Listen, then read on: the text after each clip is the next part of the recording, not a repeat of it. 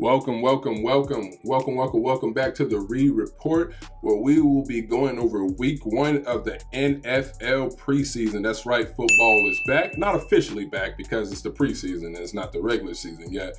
But football is back, and week 1 of the preseason just wrapped up. Some notable games, of course, my Carolina Panthers, they didn't play any of their starters yesterday against the Indianapolis Colts, but in the first half, the guys that they did play, what I saw from the Panthers is that their defense looked like the defense, and it's going to be more telling this week when they play the Ravens, because I think that the teams are going to treat this week like they would the third preseason game, because there's regularly the third preseason game, because this year there's only 3 because there's an extra regular season game. So the second preseason game is going to be the dress rehearsal, the one where the starters play a lot more than some of them usually do. But the Panthers look like the defense, and the reason that their starters didn't play, from what I heard, is that they looked well enough in the joint practice against the Indianapolis Colts, what's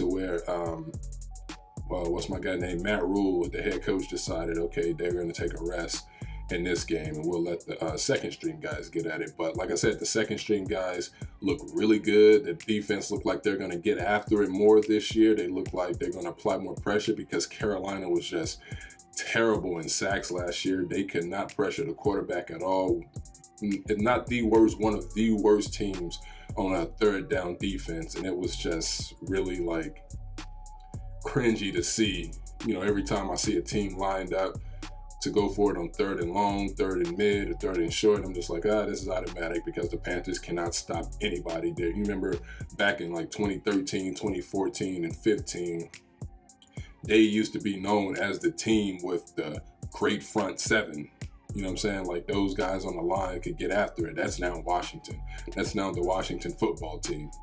It's going to be interesting to see Sam Darnold and see what he's like out there with Robbie Anderson and DJ Moore. Other notable games that I was looking at, you had the Niners and the Chiefs. This Niner team, I'm telling you, man, this team I think is going to be a top contender this year. Again, last year they were just depleted with all the injuries. Their top first round pick, Trey Lance, he got to play through this nice 80-yard touchdown pass that, really, I think it was trending a little bit on Twitter, but it was cool to see Trey Lance get in there and mix it up. Jordan Love for the Packers got injured. Not sure if he's going to play. I'm not sure how long he's out, but I know he got injured, and that's just a bummer, because I know the Packers, they said that Aaron Rodgers is unlikely to play in the preseason, and I think that what they want to do is see Jordan Love out there to see if this is the guy who we're going to be moving forward with, if he's going to be the next big thing for our organization. So they wanted to get him most of the reps just to see if it's safe, or when it's safe to cut bait with Aaron Rodgers. And it's just unfortunate that he got injured. Hopefully, he can recover. The thing that disappointed me most about some of these guys, quarterbacks, not playing, is that Tom Brady played week 1 of the preseason. He got in there. He only completed 1 pass, just like Patrick Mahomes did for the Chiefs. Pat Mahomes did play. But Tom Brady got in there, and he saw some action. So you young guys, you young QBs who ain't as old as Brady, or nowhere as near as old as Brady, need to stop it. Like Lamar Jackson didn't play for the Ravens for whatever reason. The Saints looked terrible offensively, to be honest. 6 turnovers. Sean Payton didn't want to answer any questions about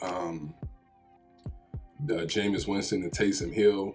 So it's going to be interesting to see their week 2 preseason game, which is against the Jacksonville Jaguars, to see, what Jameis looks like and Taysom looks like against, the starting core for the opposing team. Speaking of Trevor Lawrence, he got in there. He was shaky to start with, but he was able to recover. He finished 6 for 9 for 71 yards. He looks pretty solid in his NFL debut. Teddy Bridgewater for the Broncos, he's probably looking to shut the Panthers up or show them what they missed out on. But he went 7 for 8, 74 yards and a touchdowns against his former team, his other former team, the Vikings. But my thing with Teddy, man, you know, I enjoyed him for what he, you know, last year was just, it was just one of them years. You know, the Panthers weren't a very good team because we know how young they were and inexperienced they were defensively, but they had the offense to not win a Super Bowl, not make a play, but to just make some noise and try and compete for a playoff spot. And the Panthers were in position at least 6 or 7 times where they could have won a game that they failed to win. It's not all on Teddy, but he was in position to drive to win most of them games, and he threw an interception or he led them down to field goal position and the kicker just missed it. But they just didn't get it done with him. And he, to me, you know, he's just a backup. That's just what I see him as. I don't see him as a guy who's going to carry a team like that. You know, I know he did his thing in 2015 with the Vikings, but he didn't do it. He hasn't done anything since. And some may say, well, he haven't been given the opportunity to do so, you know, much of an opportunity. But here he is now with the Broncos. They have a pretty solid defense.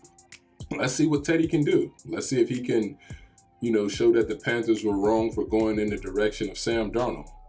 I don't think the Panthers were wrong, but we'll see.